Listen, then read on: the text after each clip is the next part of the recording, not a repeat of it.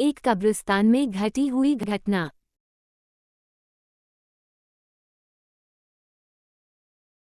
मनोहर का घर पुराने कब्रिस्तान के पीछे था और उसके घर के छत से वो कब्रिस्तान अच्छे से दिखता था। वह रोज उस कब्रिस्तान को पार करके ही अपने काम पर जाता था। मनोहर के 2 बच्चे थे और दोनों बच्चे बड़े ही शैतान थे। बड़े बेटे का नाम रॉकी और छोटे बेटे का नाम विकी था। एक बार गर्मी की छुट्टियों में रॉकी और विकी की बहन सोनिया भी आई हुई थी। तीनों मिलकर रात के लगभग 12 बजे एक रूम में ट्रूथ और डेयर खेल रहे थे।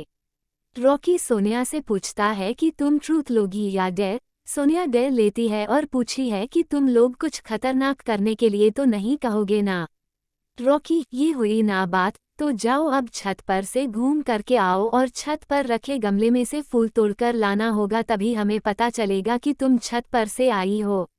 सोनिया, छत पर से तो कब्रिस्तान दिखता है। नहीं, मैं नहीं जाऊंगी। रॉकी और विकी दोनों सोनिया को छत पर जाने के लिए जबरदस्ती बोलते हैं। सोनिया छत पर जाती है और जैसे ही गमले में लगे फूल की तरफ बढ़ती है तभी उसकी नज़र कब्रिस्तान की ओर पड़ती है। कब्रिस्तान में एक बड़ा सा सूखा पेड़ होता है। वो देखती है कि उस पेड़ पर एक सर कटी हुई उल्टी लाश लटक रही होती है।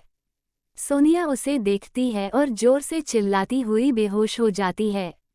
फिर जब सोनिया बहुत देर तक छत पर से नहीं लौटती है तो रॉकी और विकी दोनों डर जाते हैं और वह छत पर जा करके देखते हैं तो पाते हैं कि सोनिया बेहोश पड़ी है। वो तुरंत मनोहर को बुलाते हैं और सारी बात बताते हैं।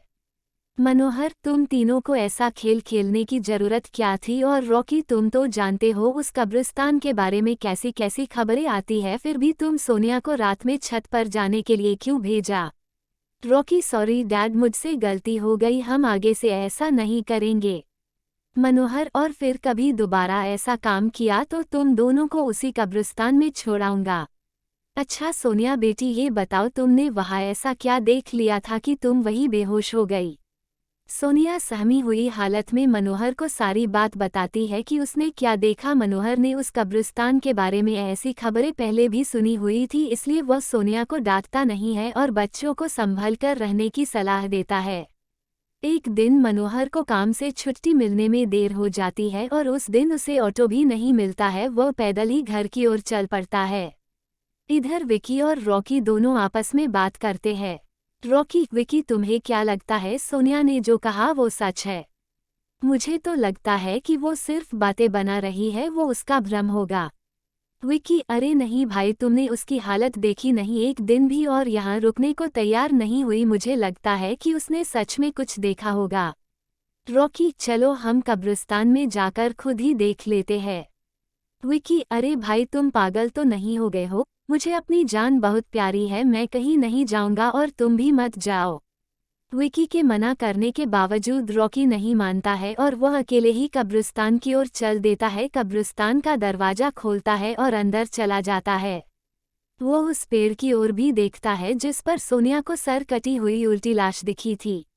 रॉकी खड़े होकर उस पेड़ की ओर देखता है, तभी एक अदृश्य हाथ उसके पैरों को पकड़ लेता है। रॉकी डर जाता है और जोरों से चिल्लाने लगता है, बचाओ बचाओ, छोड़ दो मुझे, मुझसे गलती हो गई, मैं फिर कभी यहाँ दोबारा नहीं आऊँगा। दूसरे कोने पर एक कब्र होती है जो कि खुली हुई होती है, उसके ऊपर खून लगा हुआ होता है। वो अदृश्य हाथ रॉकी को खींच कर लाते हैं और उस कब्र में धकेलने की कोशिश करने लगते हैं।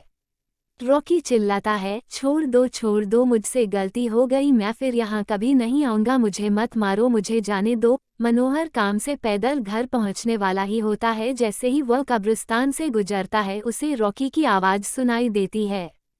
मनोहर, ये क्या? ये तो रॉकी की आवाज़ लगती है, ये तो कब्रिस्तान से आ रही है, मुझे जा करके देखना चाहिए। मनोहर कब्रिस्तान में चारों ओर देखता है लेकिन रॉकी कहीं नहीं दिखाई देता है। वो घर लौटकर आ जाता है और विकी से पूछता है कि रॉकी कहाँ है। विकी, पापा, मेरे बार बार मना करने के बावजूद भी रॉकी कब्रिस्तान में चला गया। वो जानना चाहता था कि सोनिया जो कह रही थी वो सच है या नहीं।